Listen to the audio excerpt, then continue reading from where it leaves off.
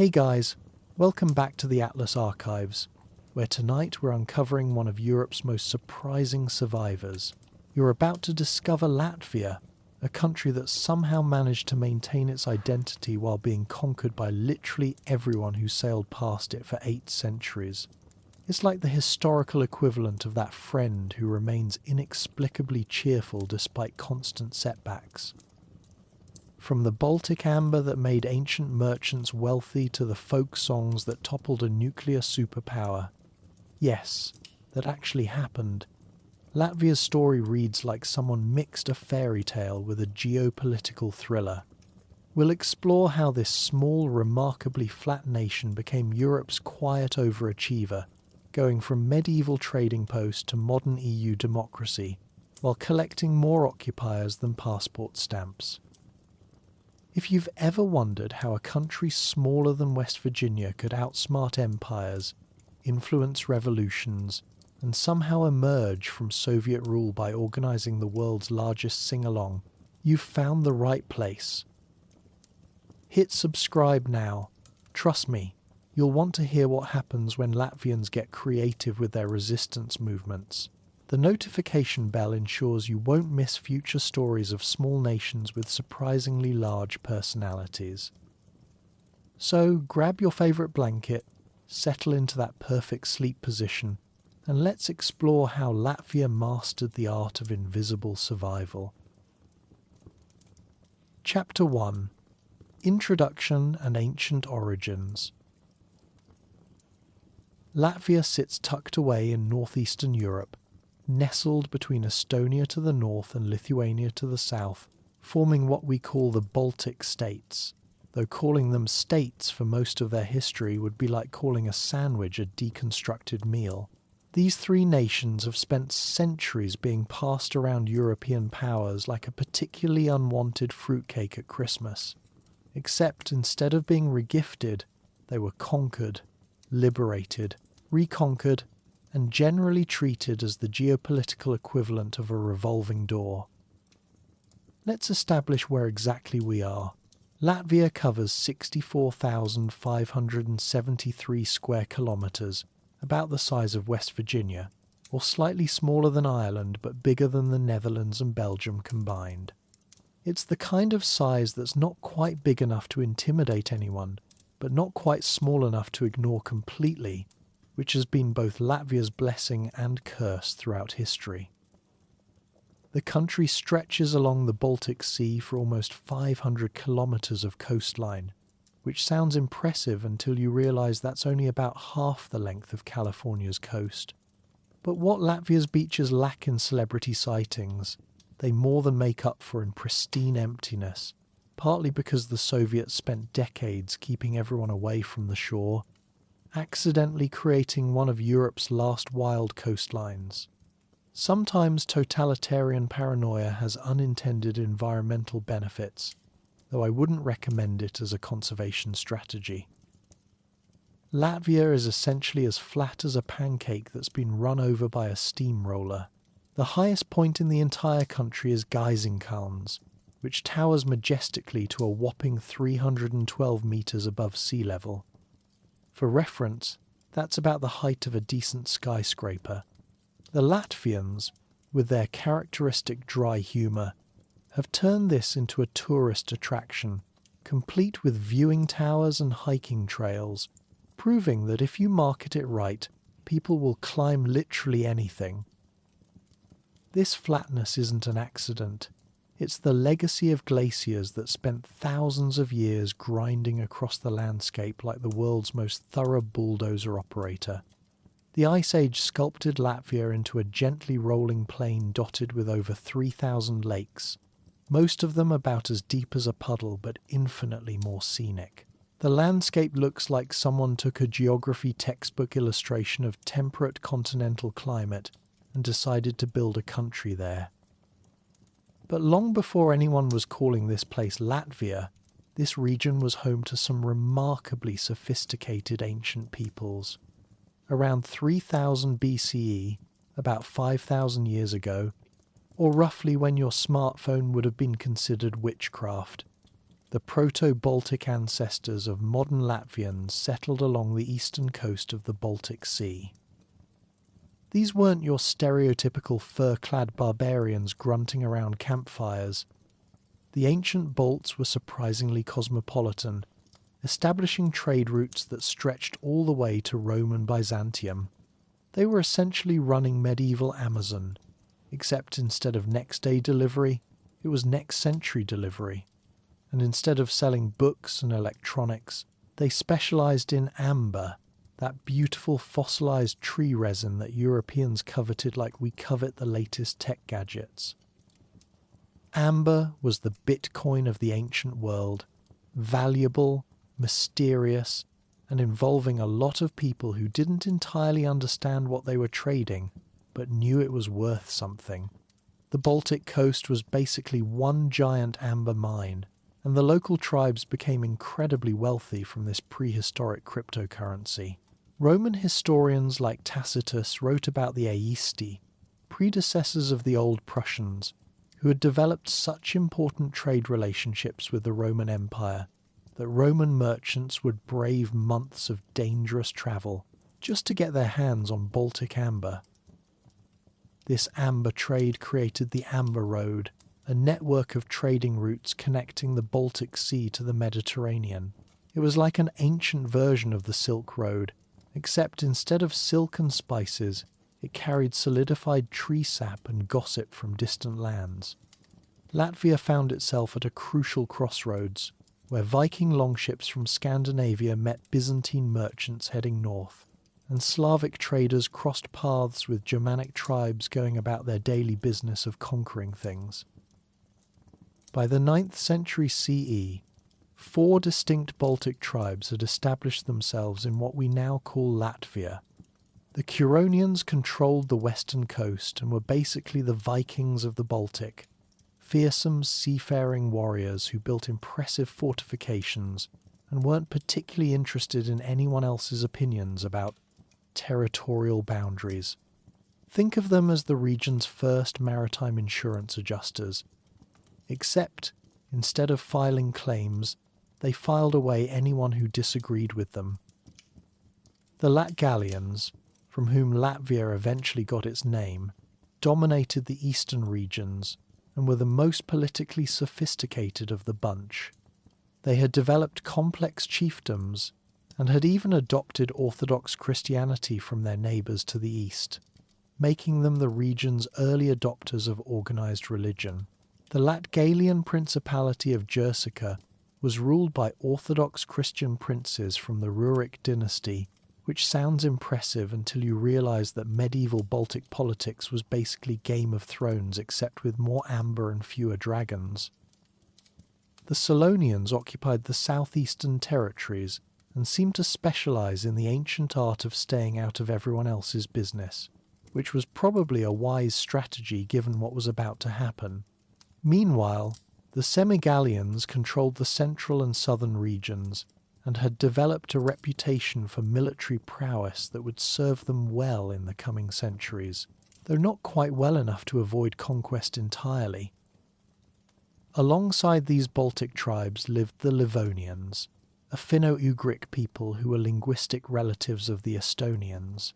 The Livonians were the reason this entire region would later be called Livonia, which is somewhat ironic since they were eventually absorbed into the larger Latvian identity.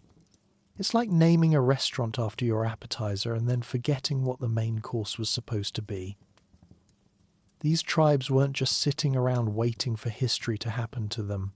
They were active participants in the medieval world, even if that world didn't always notice them.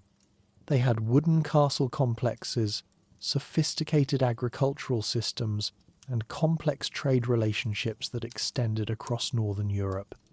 Archaeological evidence suggests they were working with iron, creating intricate jewellery, and developing artistic traditions that would influence Latvian culture for centuries to come. The tribal societies were surprisingly egalitarian for their time, with women enjoying relatively high status and property rights that would make medieval Western Europeans jealous. They practiced Baltic paganism, that revered natural spirits and maintained sacred groves, where they conducted rituals that were probably more interesting than anything happening in medieval churches, though significantly less documented. These ancient Latvians had developed their own form of government that combined elements of democracy, monarchy, and what modern political scientists might call organized chaos. Local chiefs were elected by assemblies of free men, but their power was balanced by councils of elders and the occasional need to consult with neighbouring tribes about important decisions like whether to raid someone or just strongly disapprove of them instead. The 10th and 11th centuries brought increasing pressure on these Baltic societies from two directions, like being squeezed in a very slow, very political vice. From the east came Slavic expansion, as various Russian principalities pushed westward. From the west came Swedish raiders and settlers, drawn by the same amber wealth that had attracted Romans centuries earlier. The Daugava River, Latvia's principal waterway, became particularly important as the main artery of what medieval chroniclers called the route from the Varangians to the Greeks, essentially a medieval superhighway connecting Scandinavia to Byzantium via Russia. Viking longships would sail up the Daugava carrying furs, amber and slaves southward, while Byzantine merchants travelled north with silk, spices and Orthodox Christianity. Latvia was essentially the rest stop on this ancient highway. The medieval chroniclers describe a landscape that would seem almost magical to modern eyes.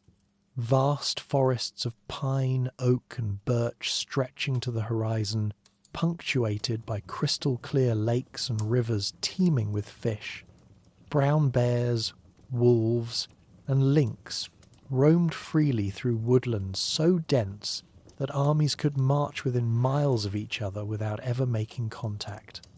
It was a land where ancient gods still held sway in sacred groves, where the changing seasons governed life in ways that urbanized Europeans were already beginning to forget. Their spiritual beliefs reflected this deep connection to the natural world. Baltic paganism wasn't just about worshipping trees and rocks. It was a complex theological system that recognized the interconnectedness of all living things. They believed in a pantheon of gods including Dievs, the supreme sky god, Mara, the Earth Mother, Perkons, the thunder god who bore a striking resemblance to the Nordic Thor, and dozens of lesser deities who controlled everything from the growth of crops to the movement of fish in the rivers. The economic foundation of Baltic society was surprisingly diverse for what outsiders considered a barbarian culture. While agriculture provided the basic necessities of life, the tribes had developed sophisticated crafts including metalworking, wood carving, and textile production. They created jewellery and decorative objects that rivaled anything produced in more civilized parts of Europe, often incorporating amber in ways that demonstrated both artistic skill and technical innovation. Trade relationships extended far beyond the famous amber routes. Archaeological discoveries have uncovered Roman coins, Byzantine silk, and Arabic silver in ancient Latvian settlements, suggesting that these supposedly isolated tribes were actually part of a vast international network of commerce and cultural exchange. They weren't sitting in their forests waiting for civilization to arrive. They were active participants in the medieval world economy. The military traditions of the Baltic tribes were particularly impressive, combining guerrilla tactics perfectly suited to their forested homeland with conventional battlefield strategies learned through contact with their neighbours. They built sophisticated hill forts that took advantage of natural terrain features, creating defensive positions that could withstand sieges from much larger forces. The remains of these fortifications can still be seen scattered across the Latvian countryside. Unfortunately for our Baltic protagonists, they had made one crucial mistake. They had remained pagan while the rest of Europe was busy converting to Christianity. In medieval terms, this was like being the only person at a costume party who didn't get the memo about the theme. By the 11th century, Christian Europe was looking around for someone to convert, preferably by force, and the Baltic region was starting to look very tempting to missionaries with military backing. As the 11th century drew to a close, these ancient societies stood at a crossroads. The old ways were still strong, the traditional gods still protected their people, and the amber trade continued to bring prosperity from distant lands. But change was coming, carried by German merchants sailing up the Daugava River, and missionaries armed with crosses, swords, and absolutely unshakable conviction that their way was the only way.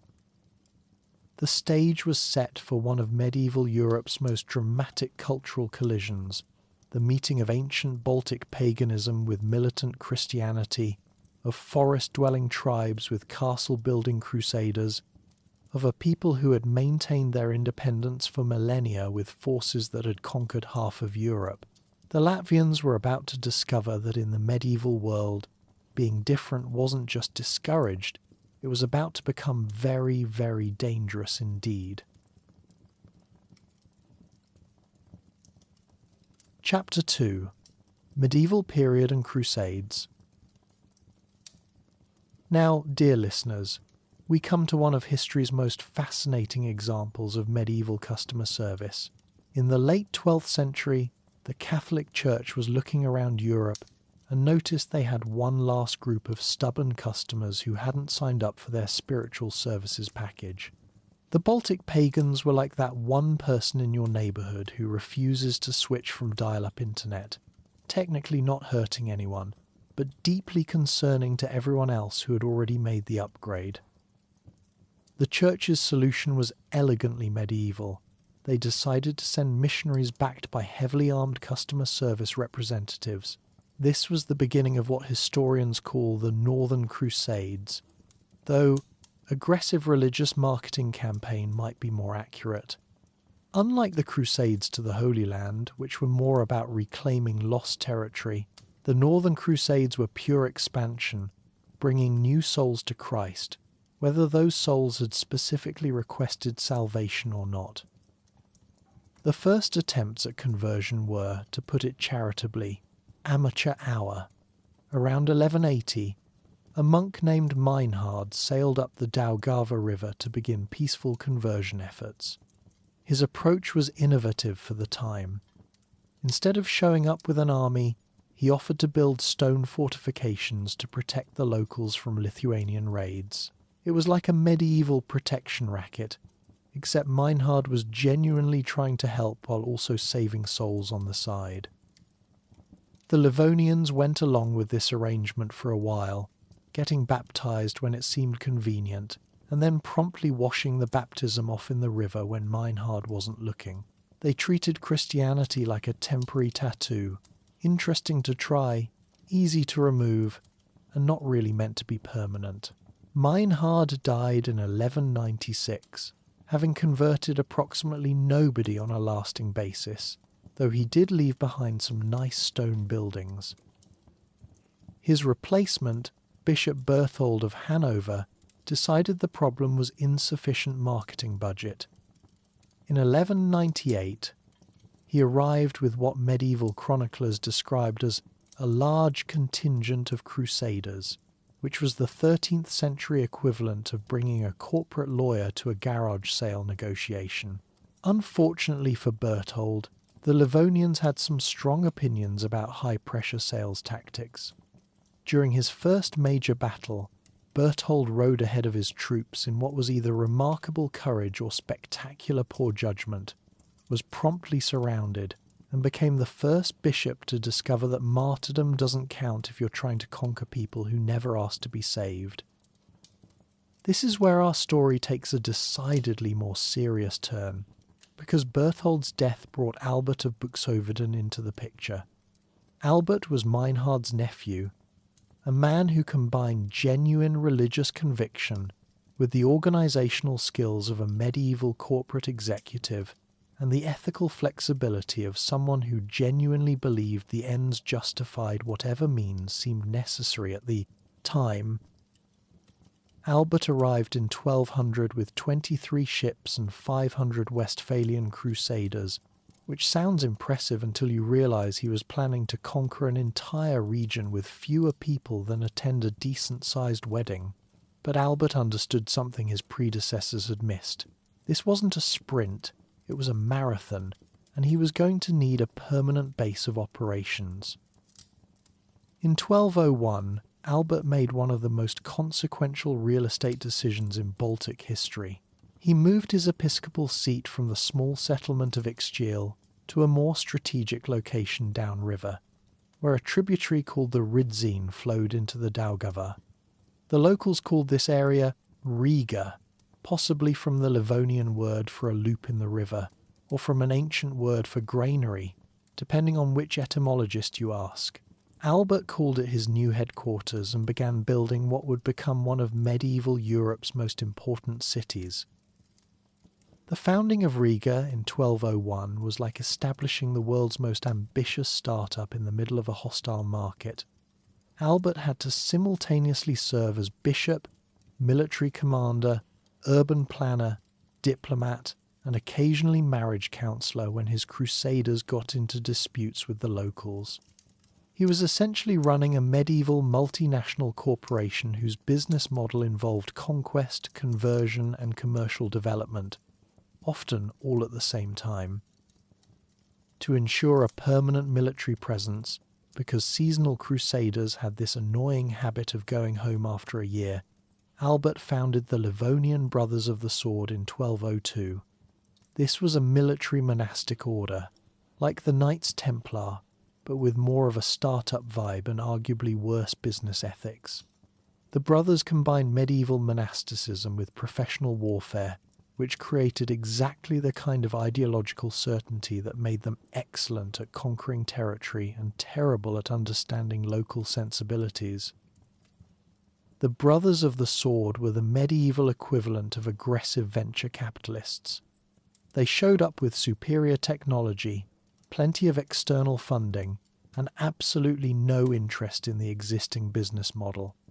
Their approach to conversion was refreshingly direct: convert to Christianity or become intimately acquainted with medieval weaponry. It was the kind of customer service that generated immediate results and long-term resentment. Meanwhile, Albert was building Riga into something unprecedented in the Baltic region, a proper European city. He established it according to German town law, with stone buildings, proper fortifications, and all the urban amenities that medieval people considered essential, which mainly consisted of walls, churches, and places to store large quantities of amber and other trade goods. The transformation was remarkable. Within decades, Riga had grown from a collection of wooden huts into a substantial stone city that would make established European merchants jealous. By 1282 it had joined the Hanseatic League, that prestigious medieval trade network that was basically the European Union except with more monopolistic practices and significantly better beer. As a Hanseatic city, Riga became the easternmost major port in a trading network that stretched from London to Novgorod. It was perfectly positioned to serve as a gateway between the resource-rich interior of Russia and the luxury-hungry markets of Western Europe. Russian merchants brought furs, wax, honey, and slaves westward, while German merchants shipped wine, cloth, and manufactured goods eastward. Riga took a cut of everything, becoming fabulously wealthy in the process. But the crusading wasn't over. If anything, Albert's success in establishing Riga made the conquests easier. The city served as a base for systematic expansion throughout Livonia, with the Brothers of the Sword establishing a network of stone castles across the countryside. These weren't the romantic fairy tale castles of popular imagination. They were functional military installations designed to project power across a conquered landscape.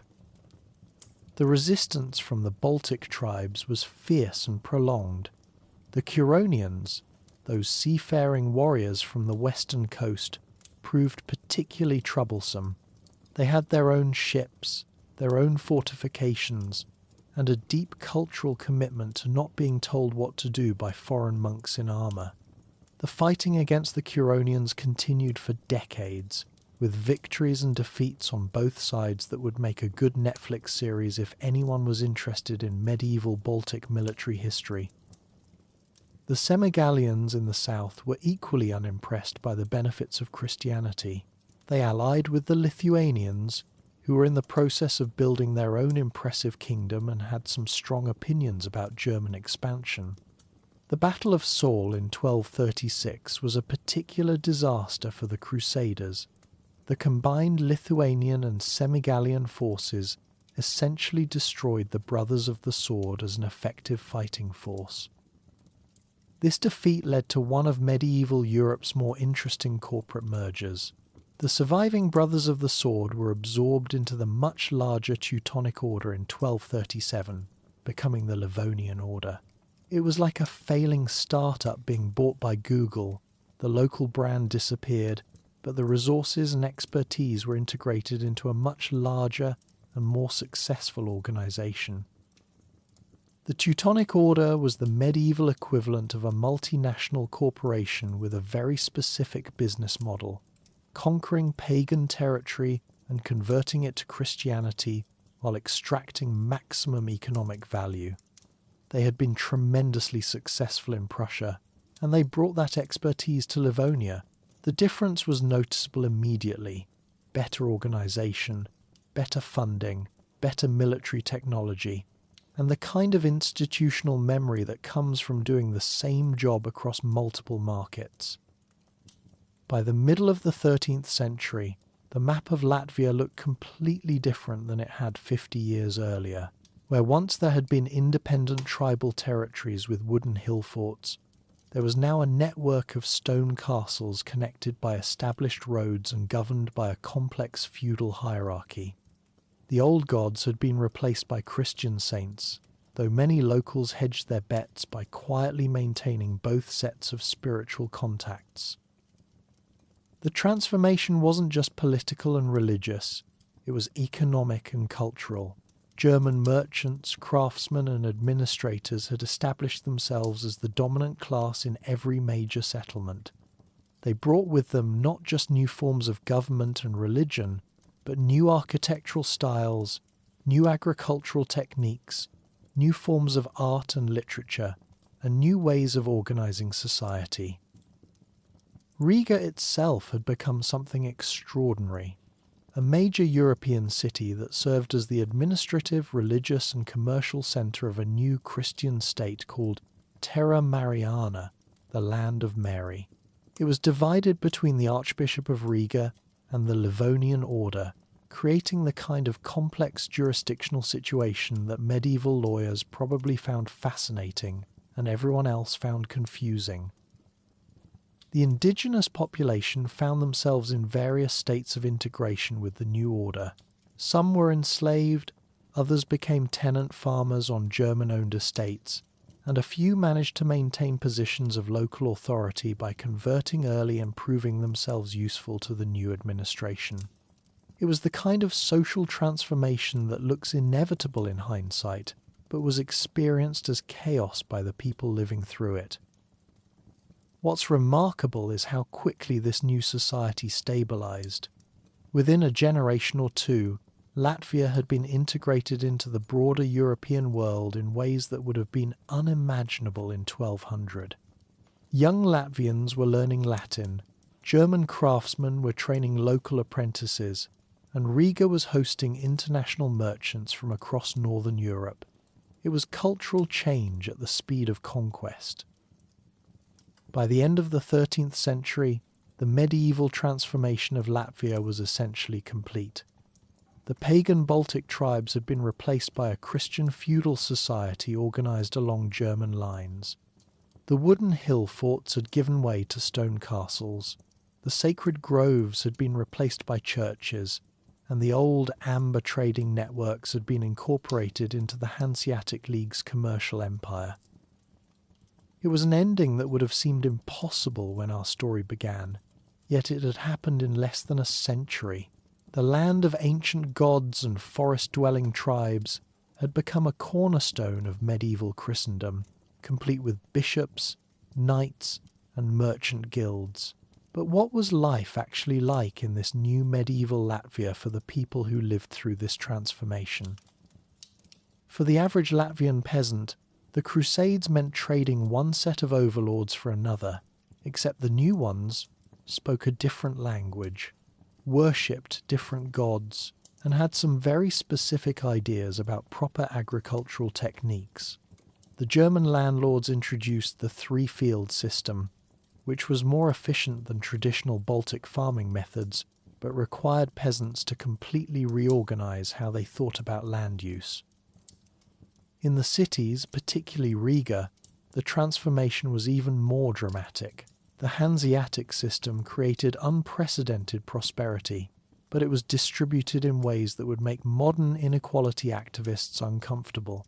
German merchants lived in substantial stone houses with glass windows and access to luxury goods from across Europe, while Latvian craftsmen lived in wooden structures that wouldn't have seemed out of place in their grandfathers' villages. Religious life in Crusader-era Latvia was fascinatingly complex. Official Christianity had replaced pagan practices, but the actual situation was more nuanced. Many Christian saints acquired attributes resembling pagan deities. Christian festivals coincided with traditional celebrations, and rural areas maintained folk practices that would have made medieval theologians uncomfortable. The architectural transformation of the landscape was perhaps the most visible sign of the new order, where Baltic tribes had built wooden structures designed to blend with the natural environment. The Germans built stone fortifications designed to dominate it. A medieval castle was basically a three-dimensional political manifesto written in limestone and intimidation. The development of written culture in Latvia during this period deserves attention. The Crusaders brought literacy, but in Latin and German rather than local languages. This created a culture where official knowledge was recorded in languages most Latvians couldn't read, while traditional knowledge remained oral and increasingly marginalized. As we'll see in our next section, this new medieval order would prove to be just as temporary as the pagan world it had replaced. The Livonian Confederation that emerged from the Crusades would eventually face challenges from rising powers to the east and south. But that's a story for another chapter in Latvia's remarkably eventful history. Chapter 3: Polish, Lithuanian and Swedish Rule. As we settle into our next chapter, dear listeners, we find ourselves in the delightful position of watching medieval institutions discover they weren't as permanent as they thought they were. The Livonian Confederation, that complex arrangement of bishops, knights and merchant republics we explored in our last section, was about to learn a valuable lesson about 16th century geopolitics. When you're surrounded by much larger neighbours who all want your territory, declaring yourself strategically neutral works about as well as bringing a stern letter to a sword fight. The trouble began in 1558 when Ivan IV of Russia, known to history as Ivan the Terrible, a name that presumably looked great on medieval business cards, decided he wanted a window to the Baltic Sea. This was essentially the 16th century equivalent of a tech startup announcing they were pivoting to maritime commerce. Except instead of venture capital funding, Ivan was using cannons and cavalry. The Livonian War that followed was one of those conflicts that historians love because it involved virtually everyone in Northern Europe and lasted for 25 years, giving everyone plenty of opportunities to switch sides, make terrible decisions, and generally demonstrate that medieval diplomacy was conducted with all the subtlety of a Viking raid. Russia, Poland, Lithuania, Sweden, and Denmark all decided they had compelling reasons to own various pieces of Latvia, and they were prepared to debate the matter extensively using the traditional methods of siege warfare and battlefield negotiation. The Livonian order, faced with Ivan's armies sweeping through their territory like a particularly aggressive audit, made what might charitably be called a strategic decision. They dissolved themselves in 1561. This was the medieval equivalent of declaring bankruptcy before your creditors could seize your assets, except instead of protecting your personal finances, you were trying to avoid having your entire society conquered by someone who collected tax arrears with extreme prejudice.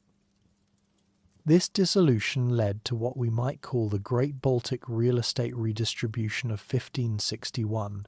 The former Livonian territories were carved up like a particularly expensive wedding cake, with various powers grabbing whatever pieces they could reach. The result was a geographical arrangement so complex that it would have given medieval cartographers nightmares and made modern tax lawyers weep with envy. Latgal, in eastern Latvia, fell under direct Polish-Lithuanian rule and became part of what was grandly titled the Inflanty Voivodeship. The Polish-Lithuanians brought with them Catholicism, which successfully established itself in the region through the same combination of church building and political incentives that had made the Counter-Reformation such a growth industry across Europe. If you were a local noble and wanted to maintain your social position, converting to Catholicism became the equivalent of getting the right professional credentials. Meanwhile, Courland and Semigalia in southern and western Latvia became the Duchy of Courland and Semigalia under Gotthard Kettler, the last master of the Livonian order. Kettler essentially performed one of history's most successful career transitions. From medieval military monk to Renaissance duke, the duchy remained a Polish-Lithuanian vassal, but with enough autonomy to develop its own distinctly ambitious character. And what ambitions they had! Under Duke Jacob Kettler in the mid-17th century, the Duchy of Courland achieved something that would be impressive for a modern small nation and was absolutely remarkable for a territory with only 300,000 inhabitants. They became a colonial power. Jacob established colonies in the Caribbean on Tobago and in West Africa in Gambia, making Courland quite possibly the most overachieving small state in European history. Think about this for a moment. A duchy smaller than modern Connecticut, with a population roughly equivalent to a decent-sized modern city, was operating sugar plantations in the Caribbean and trading posts in Africa. They had their own merchant marine, their own colonial governors, and their own tropical export economy. It was like watching a medieval startup successfully scale to international operations, except instead of venture capital funding, they were using Baltic timber profits and an impressively optimistic approach to maritime logistics. The colonial ventures exported all the standard Caribbean commodities: sugar, tobacco, coffee, rum, along with more exotic goods like tropical bird feathers, which were apparently quite fashionable in 17th century European markets. Fort Jacob in Gambia handled the African trade, while New Courland on Tobago managed the Caribbean operations. For a brief, shining moment, you could have found Courland-made products in markets from London to Amsterdam to the trading posts of West Africa. But remember, this was still the age when European powers settled territorial disputes through the traditional method of military conquest, and Courland's colonial adventures made them an interesting target for their neighbours. The duchy was caught in the middle of the ongoing Swedish-Polish conflicts, and geography was not on their side. The northern part of Latvia, Vidzeme, including the crucial commercial centre of Riga, had an even more eventful ownership history. Initially incorporated into the Polish-Lithuanian Commonwealth in 1581, Riga enjoyed a brief period as a free city before becoming embroiled in the Swedish-Polish wars that characterized early 17th century Baltic politics. In 1621, King Gustavus Adolphus of Sweden, the same military genius who was terrorizing the Holy Roman Empire during the 30 Years' War, captured Riga from the Poles in what was essentially a very large-scale medieval, hostile takeover. The siege demonstrated all the latest developments in early modern siege warfare, which had evolved into an intricate science of artillery placement, trench construction, and supply line management that would have impressed any modern logistics coordinator. Under Swedish rule, Riga experienced what might be called its first golden age of international prominence. The city became the largest urban centre in the entire Swedish Empire, yes, larger than Stockholm itself. This was the equivalent of a regional branch office becoming more important than corporate headquarters, which tells us something both about Riga's commercial significance and about the somewhat distributed nature of the Swedish empire-building strategy. The Swedish period, which lasted from 1621 to 1710, is generally remembered fondly by Latvian historians, and for good reason. The Swedes proved to be remarkably enlightened colonial administrators by 17th century standards. They established schools for peasants, a radical concept at the time, relaxed some of the more oppressive aspects of serfdom, and generally conducted themselves like a modern development agency rather than a medieval extraction operation. The Swedish Empire had adopted what we might call an early version of sustainable development policy.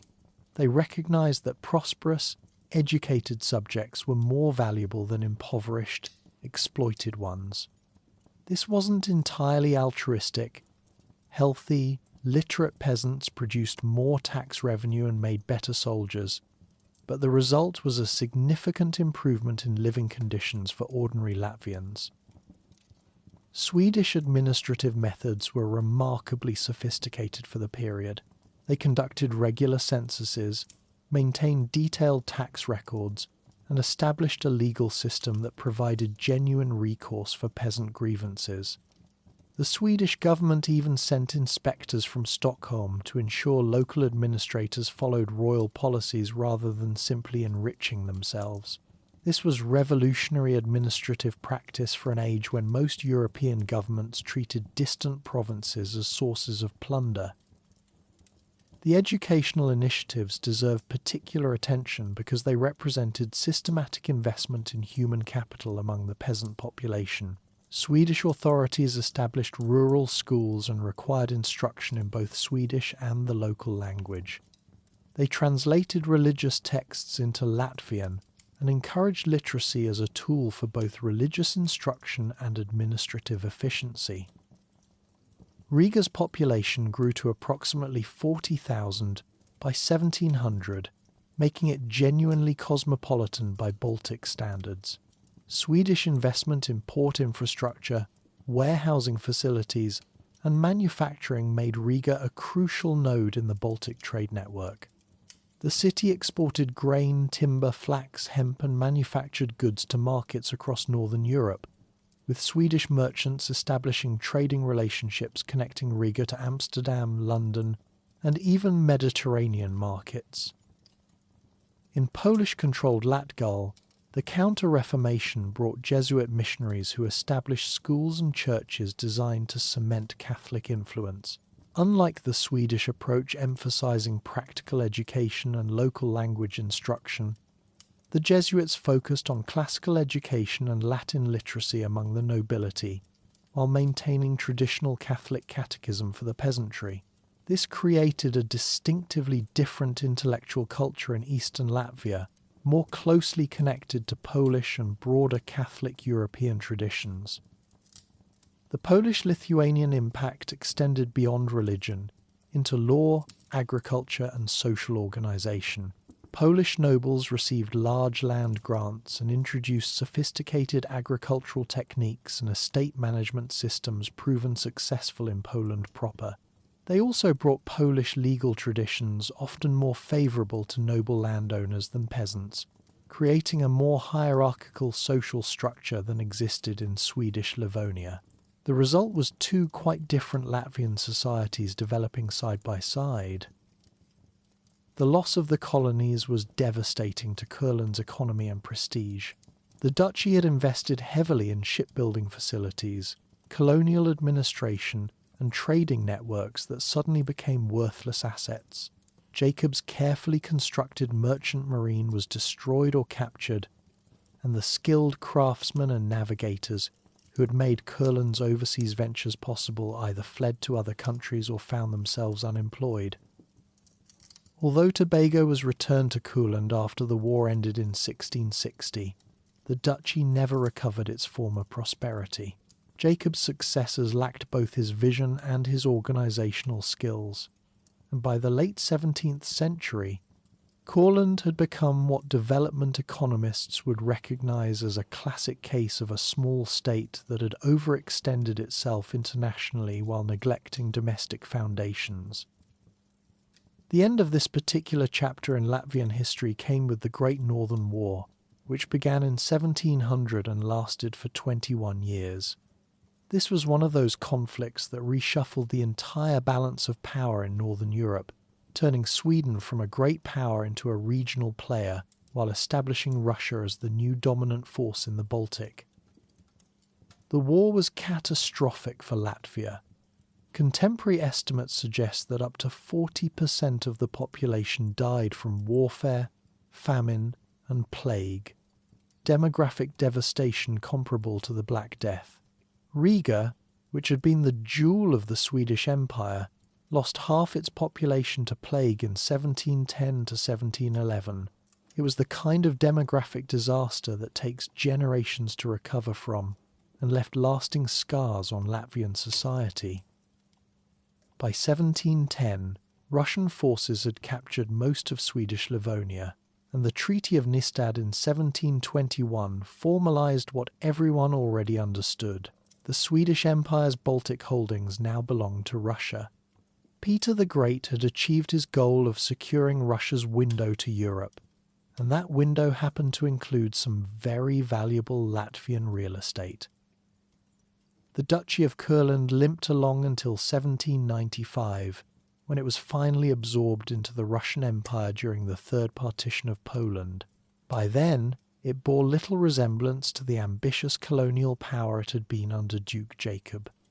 The last duke had died in 1737, and his successors were Russian appointees who treated the duchy as essentially a retirement hobby for favoured courtiers.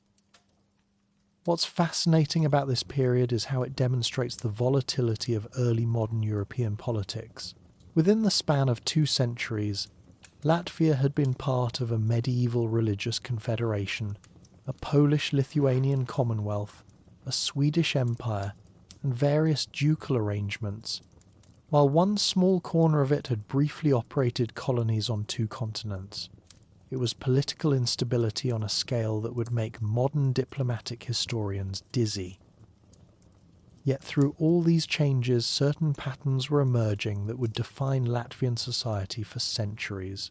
The German nobility retained their social and economic dominance regardless of which empire happened to be in charge at the moment. The Lutheran Catholic religious divide became permanently established. And perhaps most importantly, a distinctive Latvian cultural identity began to emerge from the gradual merger of various Baltic tribal traditions. As our next section will explore, Russian rule would bring its own transformations to Latvia, but the foundations laid during the Polish-Lithuanian and Swedish periods, the religious divisions, the social hierarchies, the emerging sense of Latvian identity would prove remarkably persistent. Sometimes the most lasting historical changes happen not during the dramatic conquests, but during the quieter periods when societies adapt to new political arrangements and discover who they're becoming in the process. Chapter 4: Russian Empire and National Awakening.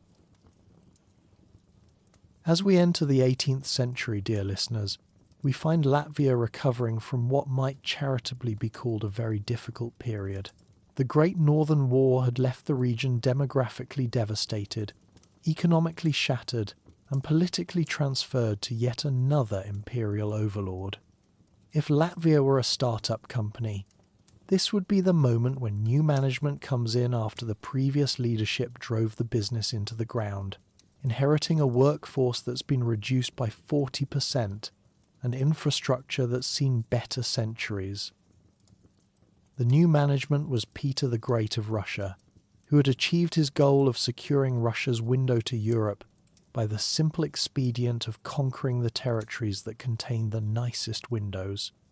The Treaty of Nystad in 1721 formalised what military reality had already established. Latvia was now part of the Russian Empire, and Peter had gained access to some of Europe's finest Baltic ports along with their spectacularly depleted populations. What's fascinating about Russian rule in Latvia is how it developed into something quite different from what anyone might have expected.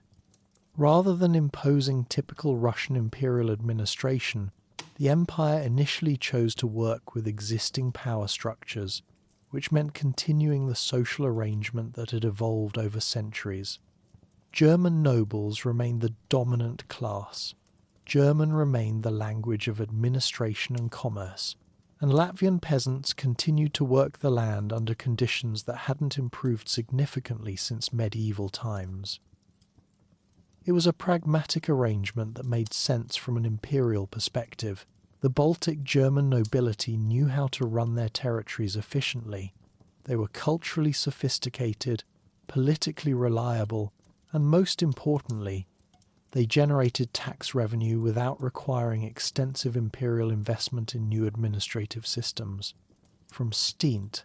Petersburg's perspective, it was the 18th century equivalent of acquiring a profitable subsidiary and keeping the existing management team in place.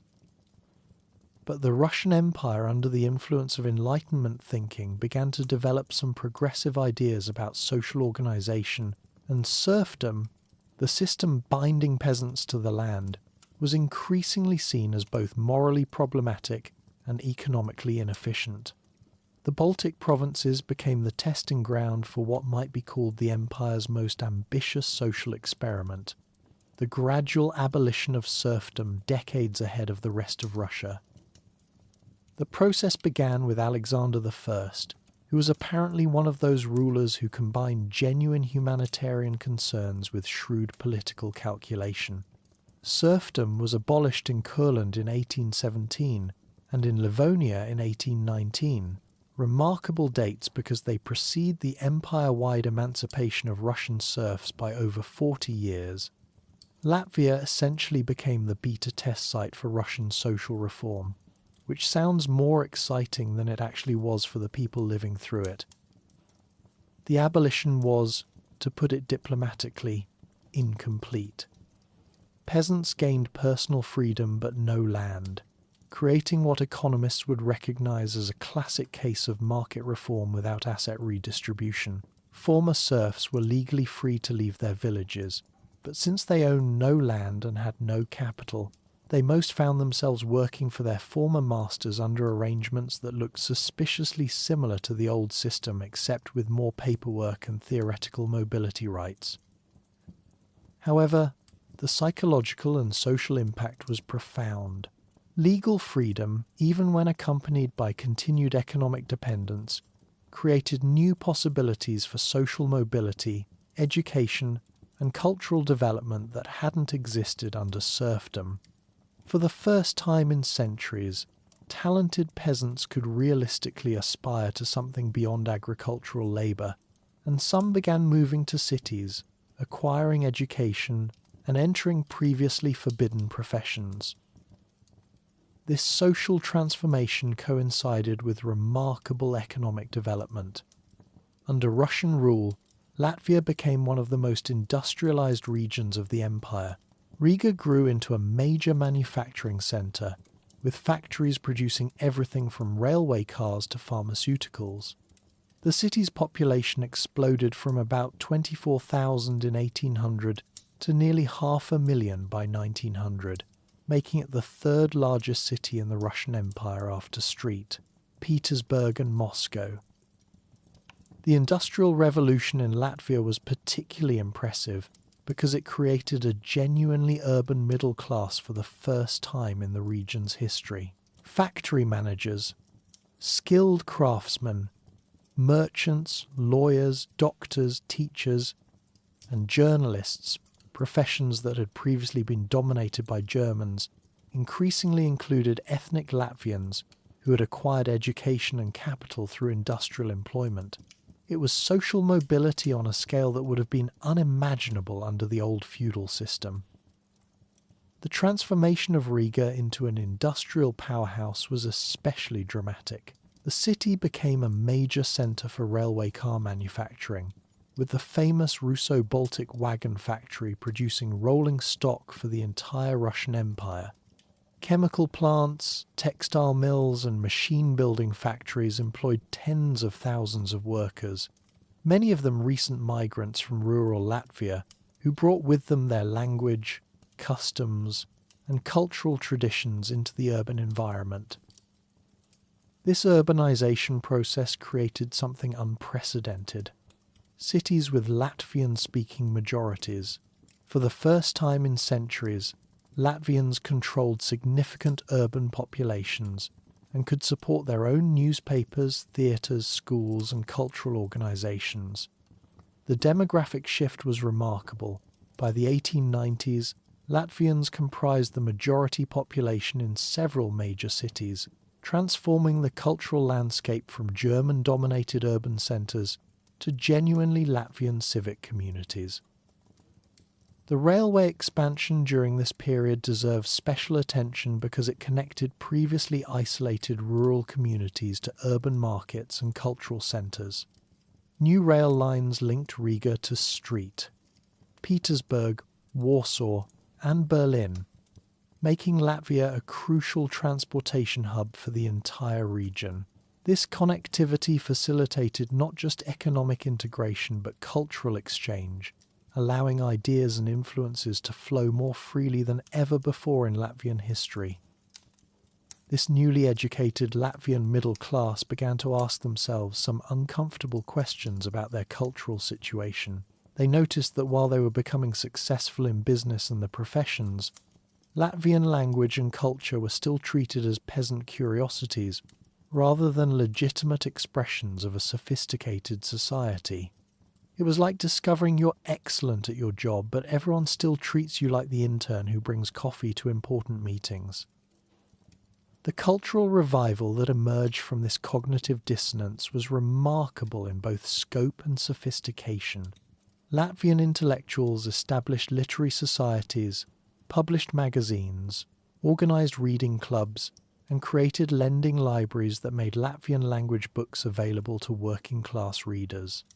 The Riga Latvian Society, founded in 1868, became the focal point for cultural activities including theatre performances, concerts, and the famous song festivals that would become central to Latvian national identity.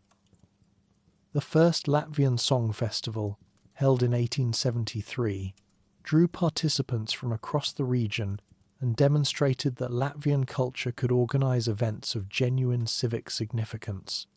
These festivals weren't just entertainment, they were expressions of cultural sophistication that challenged assumptions about peasant intellectual capacity.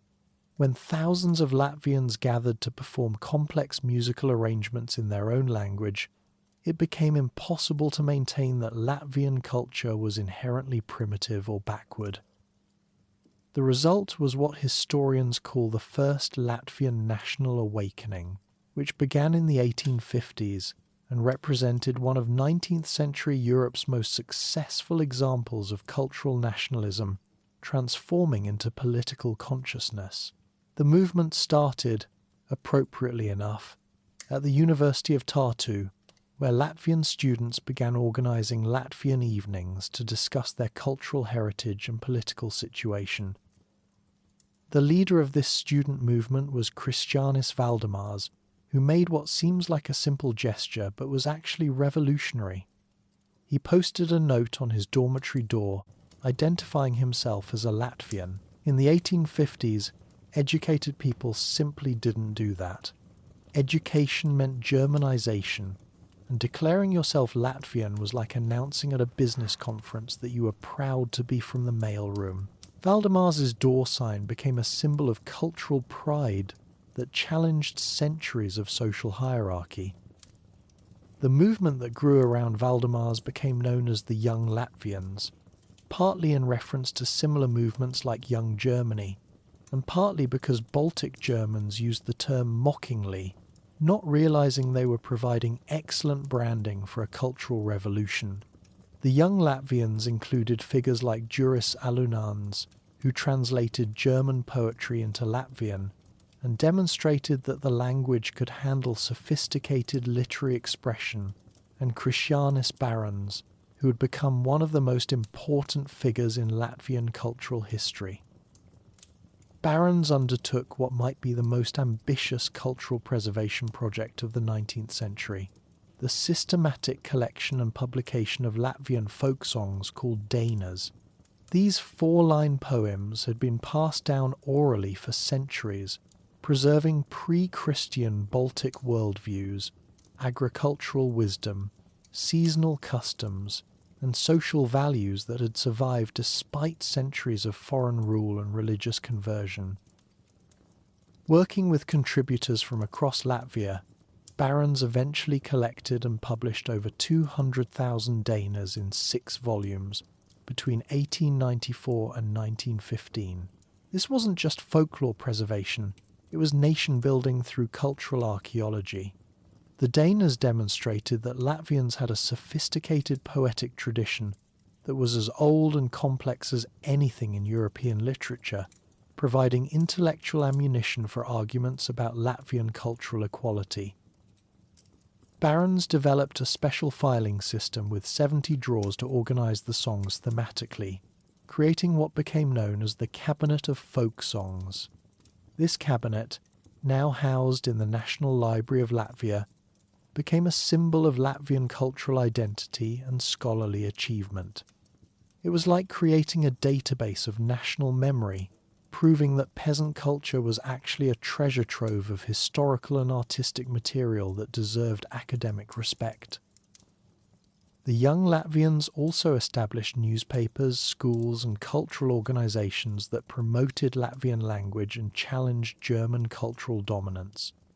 Their newspaper, Pēterburgas Avīzes, was so radical in advocating for Latvian rights that Russian authorities shut it down in 1865, which was probably the 19th century equivalent of getting your social media account suspended for political content.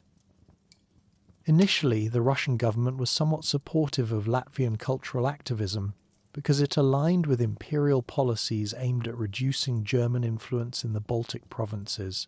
The Russification campaigns of the 1880s and 90s introduced Russian as the language of administration and education, which actually helped Latvian nationalism by weakening German cultural hegemony without replacing it with effective Russian control.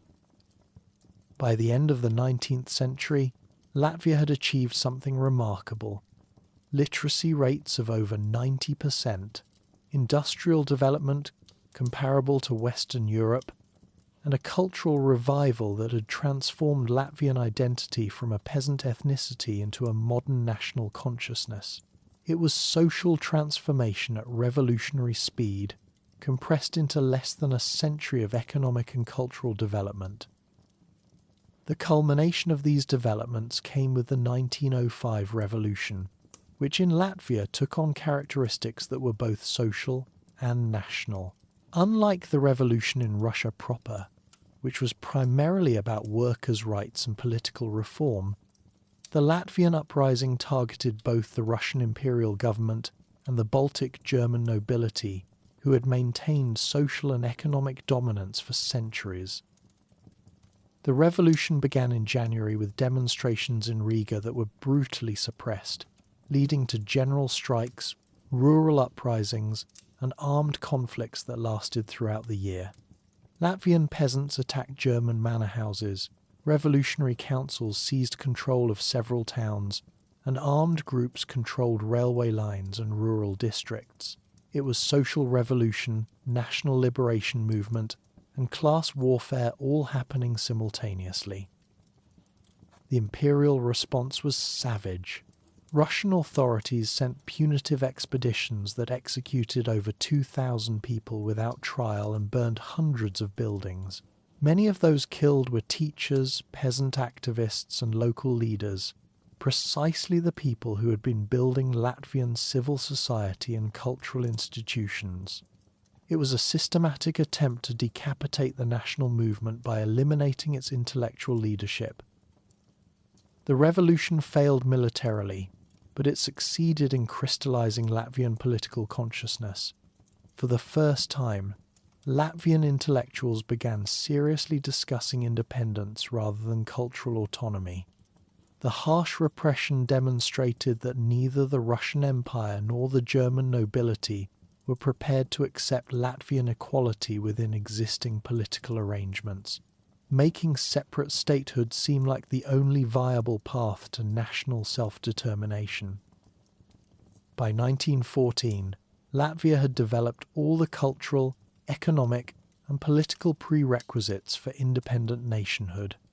There was a standardized literary language, an educated middle class, industrial infrastructure, national cultural institutions, and political organizations capable of articulating national goals.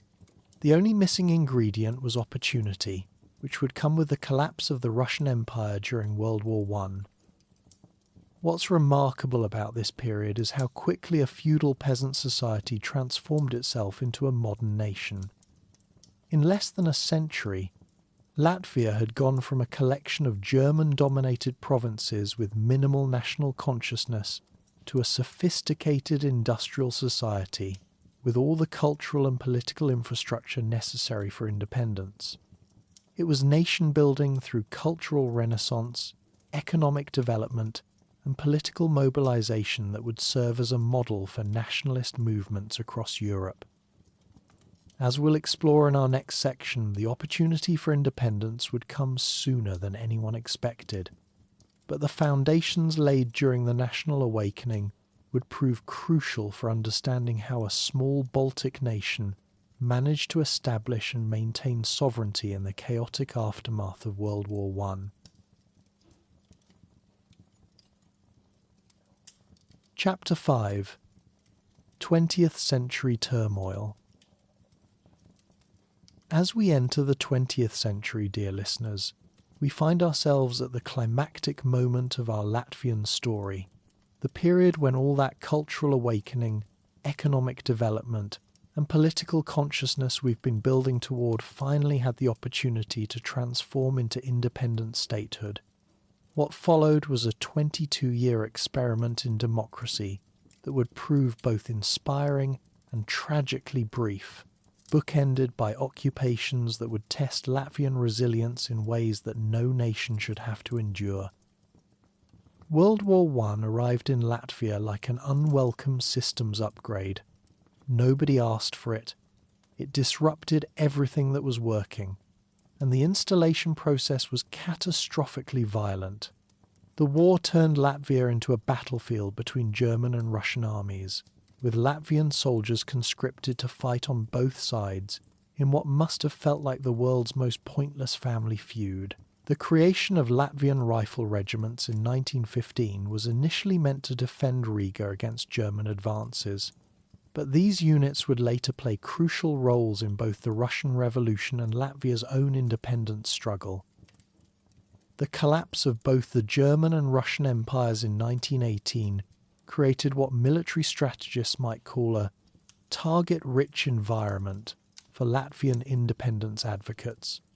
On November 18th, 1918, a date now celebrated as Latvia's Independence Day, the Latvian People's Council proclaimed the independence of the Republic of Latvia in Riga's former Russian theatre.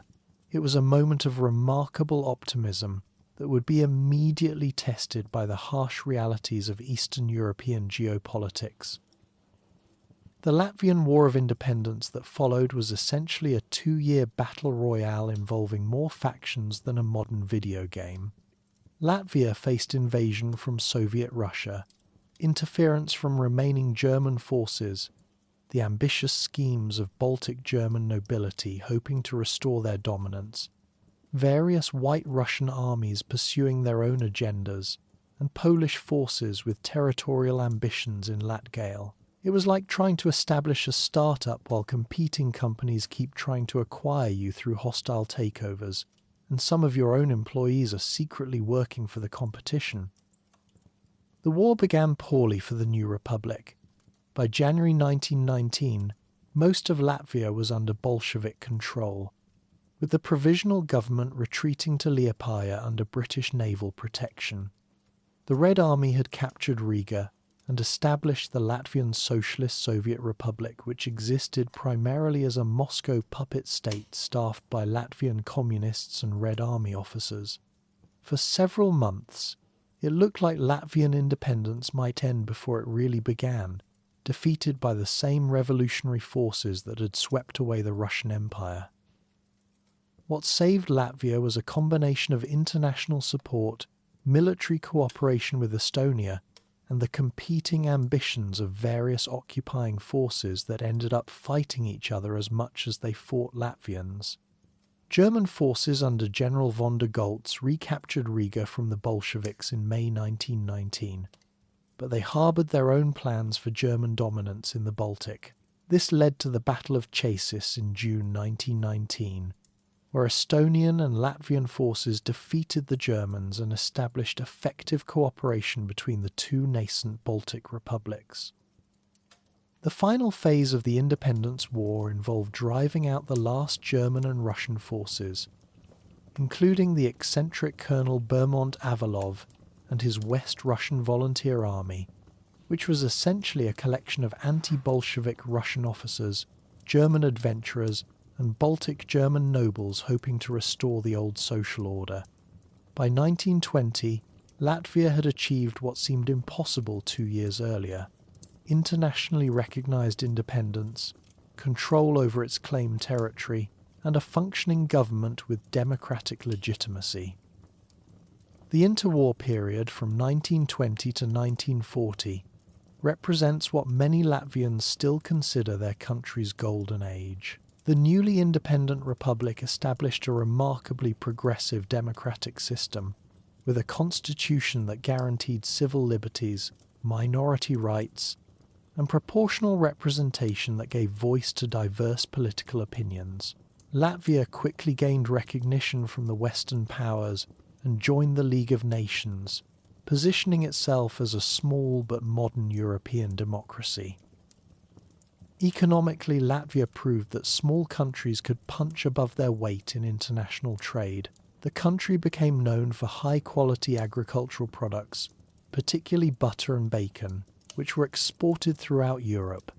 Riga remained a significant industrial centre and port city, while the countryside modernized through agricultural reform that distributed land from large German estates to Latvian peasant farmers.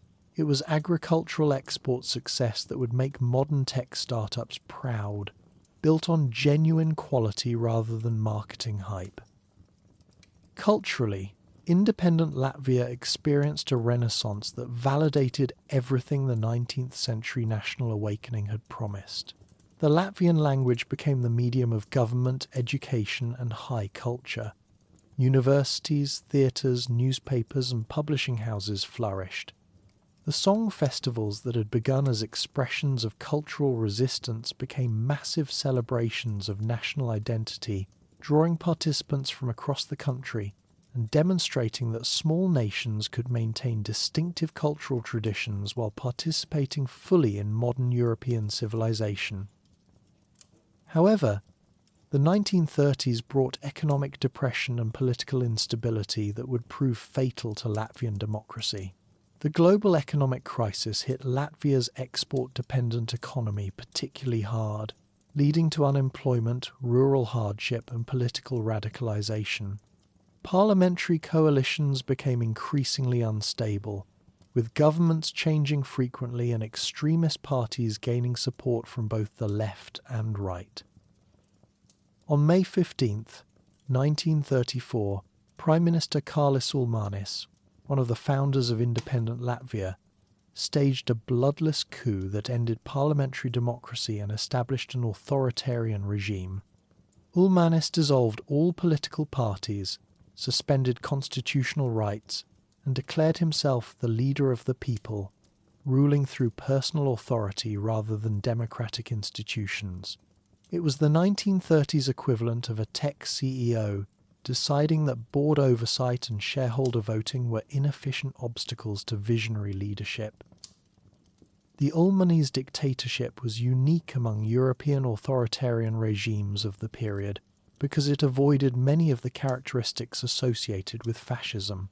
There was no ruling party, no mass rallies, no aggressive militarism, and no systematic persecution of minorities. Instead, Ulmanis promoted a paternalistic form of nationalism focused on agricultural development, cultural traditions, and economic modernization. He styled himself as the nation's wise father figure who knew what was best for Latvians even if they were too politically immature to choose it themselves. Under authoritarian rule, Latvia continued to prosper economically and culturally. Agricultural productivity increased, infrastructure improved, and Latvian cultural institutions remained vibrant within the limits of political censorship. Many Latvians supported Ulmanis because his regime delivered stability and prosperity after the chaotic final years of parliamentary democracy. It was authoritarian government that actually worked efficiently, which made its ultimate failure all the more tragic when it proved helpless against external threats. The fate of independent Latvia was sealed by the Molotov-Ribbentrop Pact of August 23, 1939, in which Nazi Germany and the Soviet Union secretly divided Eastern Europe into spheres of influence. Latvia was assigned to the Soviet sphere, meaning that Stalin had Hitler's permission to do whatever he wanted with the Baltic states. It was geopolitical horse trading on a massive scale, with small nations treated as commodities to be exchanged between empires. The Soviet ultimatum came in June 1940, demanding the right to station unlimited numbers of Red Army troops in Latvia and to form a new government capable of ensuring friendly relations with the Soviet Union. Ulmanis, recognizing that resistance would be futile and would only lead to unnecessary bloodshed, advised Latvians to submit peacefully. On June 17, 1940, Soviet forces occupied Latvia, ending 22 years of independence without a shot being fired. What followed became known in Latvia as the Year of Horror, Baigais Gads. The Soviets immediately began dismantling Latvia's democratic institutions, arresting political leaders, intellectuals, business owners, and anyone else deemed potentially dangerous to Soviet rule.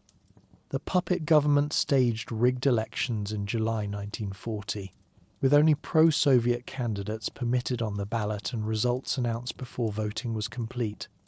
On August 5, 1940, Latvia was formally annexed into the Soviet Union as the Latvian Soviet Socialist Republic. The mass deportations of June 14, 1941, represent one of the darkest moments in Latvian history. In a single night, Soviet authorities arrested and deported over 15,000 Latvians, including former government officials, military officers, police, teachers, farmers, and their families, to prison camps and remote settlements in Siberia.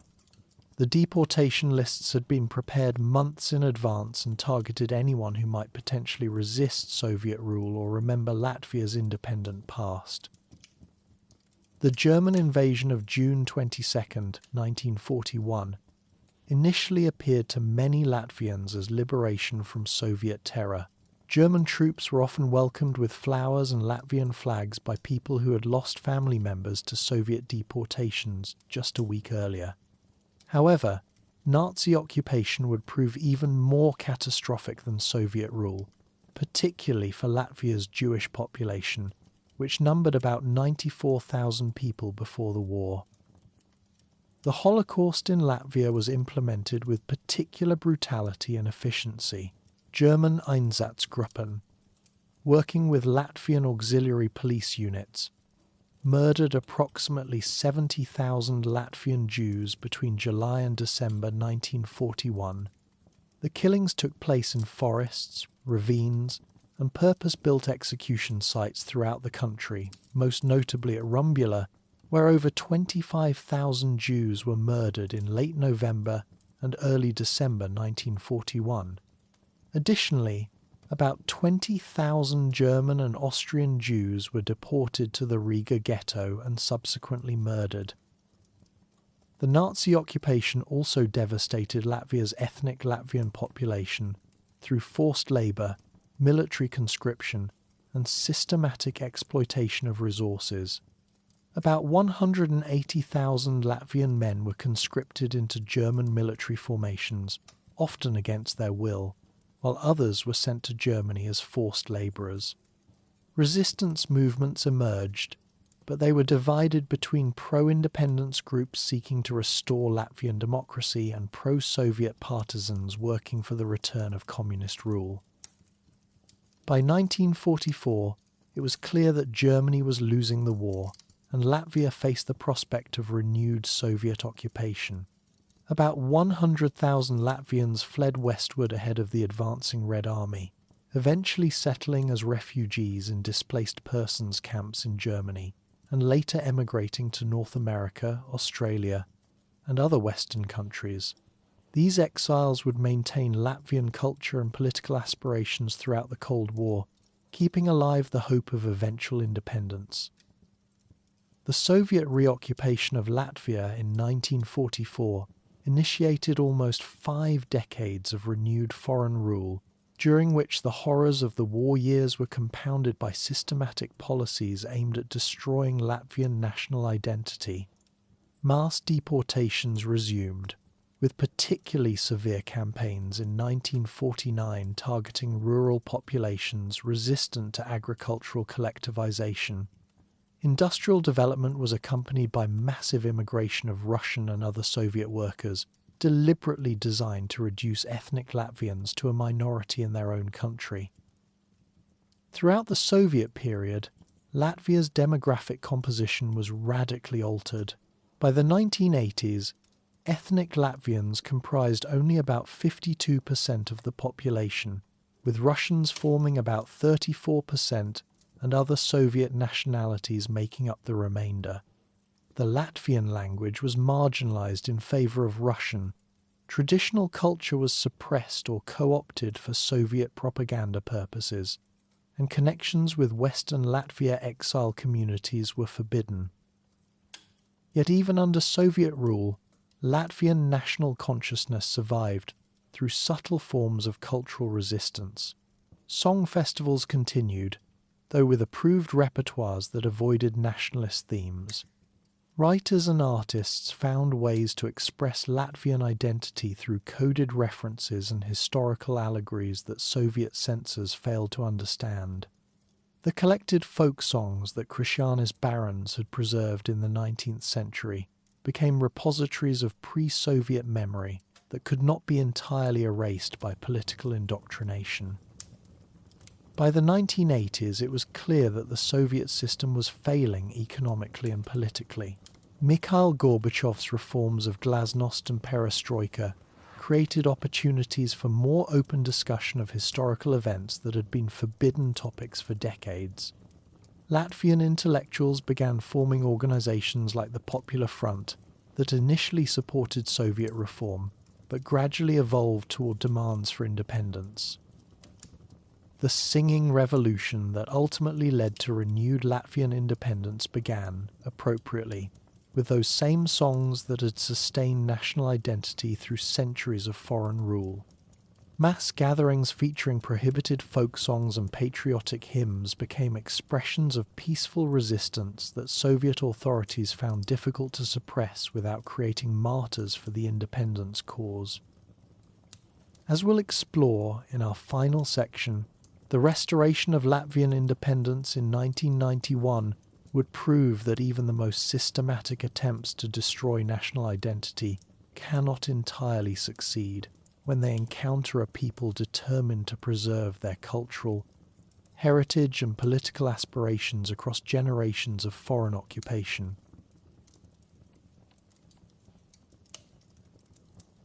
Chapter 6: Modern Latvia and Geographic Deep Dive.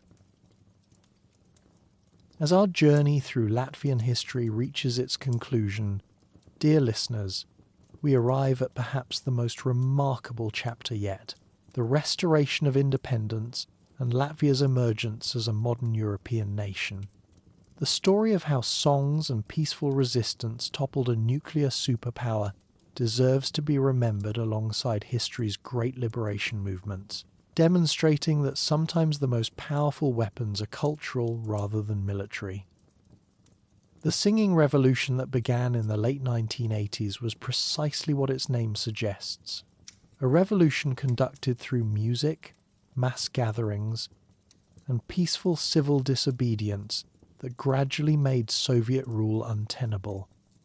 The Popular Front of Latvia, established in October 1988, initially supported Gorbachev's reform programs, but evolved into a sophisticated independence movement that understood how to mobilize public opinion through cultural expression rather than violent confrontation. The breakthrough moment came with the Baltic chain of August 23, 1989, the 50th anniversary of the Molotov-Ribbentrop Pact. Over 1 million people from Estonia, Latvia and Lithuania joined hands to form a human chain stretching 600 kilometers from Tallinn through Riga to Vilnius. It was performance art as political protest, creating a visual metaphor for Baltic unity that captured international attention and demonstrated that Soviet control was no longer legitimate in the minds of the people. The March 1990 elections to the Supreme Soviet of the Latvian SSR gave independence supporters a decisive victory, with the Popular Front and its allies winning 2/3 of the seats. On May 4, 1990, this newly elected legislature adopted the Declaration on the Restoration of the Independence of the Republic of Latvia, asserting that the 1940 Soviet occupation had been illegal and that Latvia's pre-war constitution remained valid. However, Moscow was not prepared to accept this peaceful dissolution of its empire. The violent crackdown began in January 1991, when Soviet special forces attacked the press house in Riga and threatened other strategic objectives. The Latvian response was to organize civilian defense through the construction of barricades around government buildings and infrastructure, with ordinary citizens volunteering to stand guard despite the risk of Soviet military assault. The barricades period from January 13th to 27th, 1991, represents one of the most inspiring examples of non-violent resistance in modern history.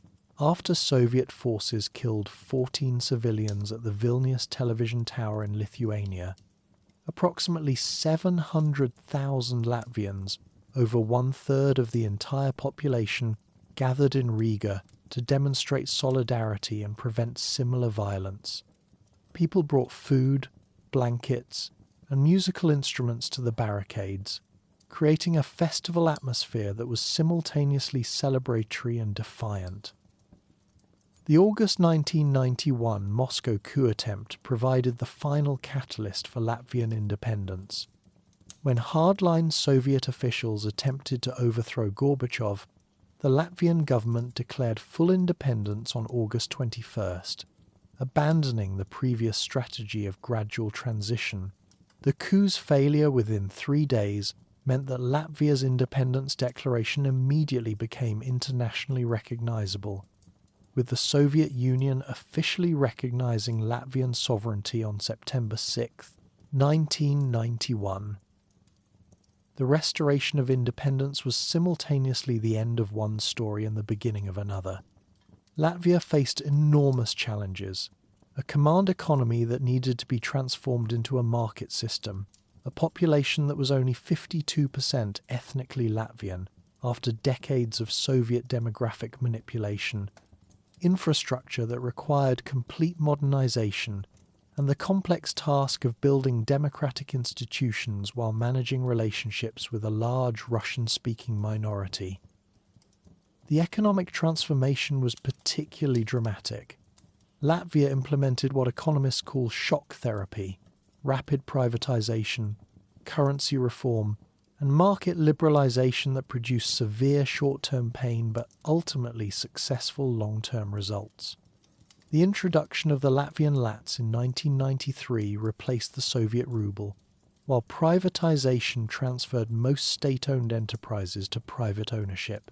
The early 1990s were economically traumatic, but by the late 90s, Latvia had become one of Europe's fastest-growing economies. The geopolitical reorientation was equally dramatic.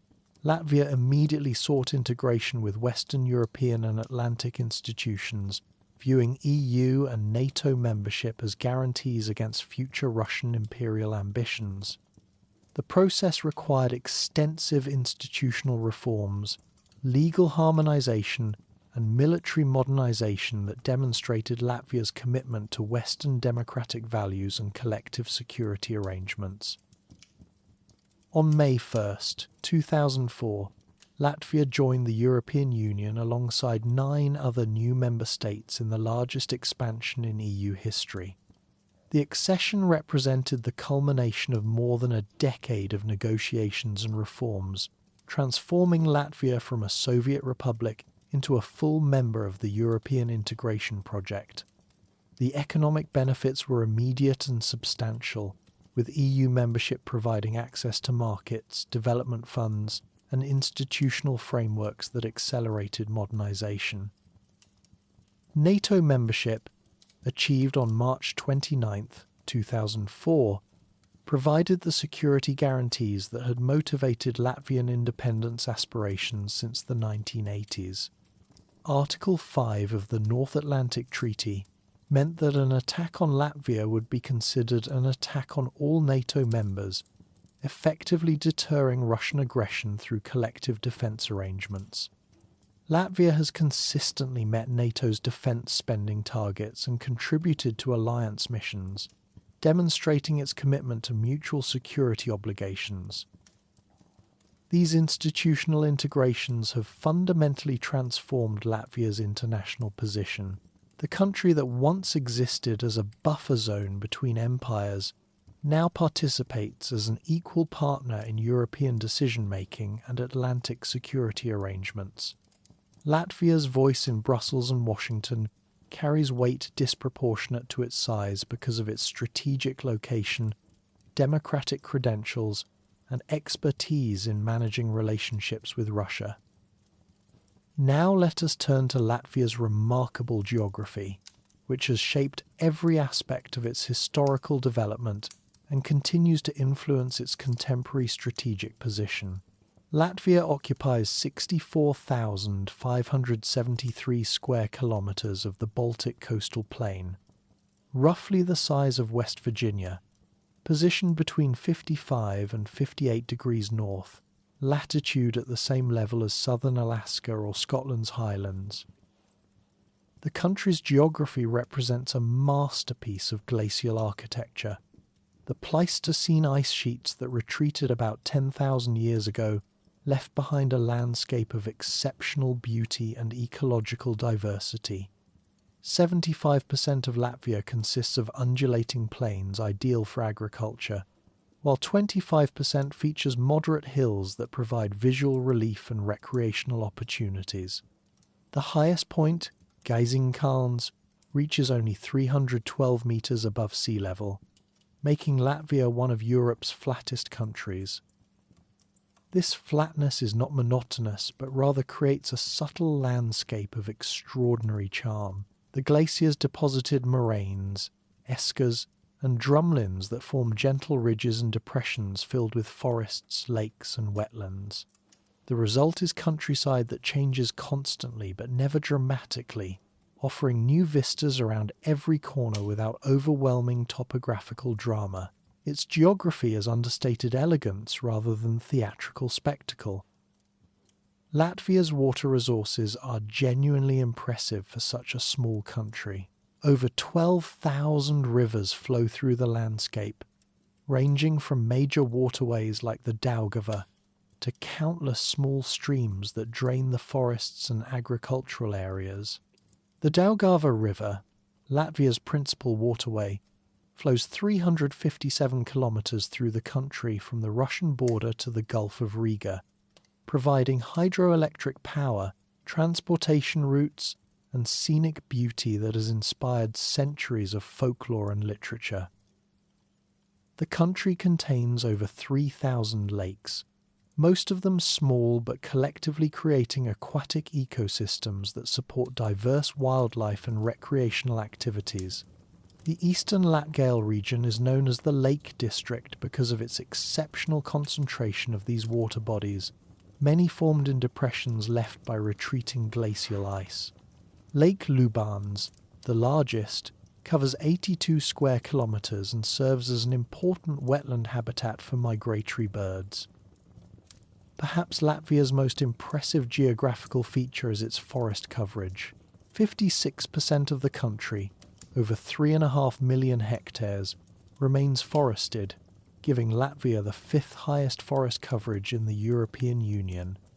These are not monoculture plantations, but diverse mixed forests where Scots pine, Norway spruce, and silver birch create ecosystems that have remained largely intact for centuries. The forests provide crucial ecological services: carbon sequestration, biodiversity conservation, water regulation, and soil protection. They also support significant economic activities through sustainable forestry, which produces timber, paper products, and biomass energy while maintaining forest health. Latvia has managed to balance economic utilization with environmental protection, demonstrating that small countries can be leaders in sustainable development. Latvia's coastline stretches 498 kilometers along the Baltic Sea, featuring sandy beaches, coastal dunes, an undeveloped shoreline that represents one of Europe's last wild coastal environments. The Soviet period inadvertently preserved this coastline because border restrictions prevented development, leaving 300 kilometers of beaches, forests, and dunes that now provide recreational opportunities and ecological habitat. The climate reflects Latvia's position between continental and maritime influences. Winters are relatively mild for the latitude, with average January temperatures ranging from -2 degrees Celsius on the coast to -7 degrees inland. Summers are pleasantly cool, with July averages between 16 and 18 degrees Celsius. The growing season lasts approximately 177 days, sufficient for agriculture but requiring efficient farming methods. The precipitation pattern of 633 millimeters annually provides adequate moisture for forests and agriculture, but requires careful water management. Latvia experiences the full cycle of seasonal changes that Northern European cultures have celebrated for millennia. The dramatic darkness of winter, balanced by the bright nights of summer, when the sun barely sets during the white nights of June and July. Contemporary Latvia faces the typical challenges of a small developed European nation: demographic decline, brain drain to larger economies, infrastructure modernization needs, and the environmental challenges of climate change. The population has declined from over 2.5 million in the Soviet period to approximately 1.9 million today, creating labour shortages and pressure on social security systems. However, Latvia has responded to these challenges with characteristic innovation and adaptability. The country has become a leader in digital government services, renewable energy development, and sustainable forestry practices. Riga has emerged as a regional financial and technological hub, while Latvia's strategic location and EU membership have attracted significant foreign investment in manufacturing and services. The economic transformation has been remarkable. From a Soviet GDP per capita that was roughly equivalent to Russia's in 2004, Latvia now enjoys living standards that are 71% of the EU average and significantly higher than Russia. The economy has successfully diversified from Soviet-era heavy industry into services, technology, and high-value manufacturing while maintaining strong agricultural and forestry sectors. As we conclude our journey through Latvian history and geography, we're left with the remarkable story of a small nation that refused to disappear despite centuries of foreign occupation, demographic manipulation, and systematic attempts to erase its cultural identity. The songs that Christianis barons collected in the 19th century became the weapons that restored independence in the 20th century, proving that cultural preservation is sometimes the most effective form of political resistance. Latvia today represents something unique in European politics, a post-imperial society that has successfully navigated the transition from empire to independent nation-state without losing its essential character. The flat, forested, lake-dotted landscape that seemed so unpromising to medieval German crusaders has proven to be the perfect foundation for a modern European democracy that balances tradition with innovation, local identity with international integration, and economic development with environmental sustainability. The invisible survival strategy that we identified at the beginning of our story, the ability to persist and adapt while maintaining cultural continuity, has proven to be Latvia's greatest historical asset. In an era of rapid global change and increasing geopolitical tensions, Latvia's experience offers valuable lessons about how small nations can maintain their independence and prosperity through smart strategic choices, cultural resilience, and the patient accumulation of soft power through democratic institutions and international cooperation. From the amber trading tribes of the Bronze Age to the digital-savvy EU member of today, Latvia's story demonstrates that geography may be destiny, but culture and determination can shape that destiny in ways that transcend the apparent limitations of size, resources, and strategic position. The land of songs has become a singing democracy, proving that the most beautiful revolutions are sometimes the ones that happen without firing a shot.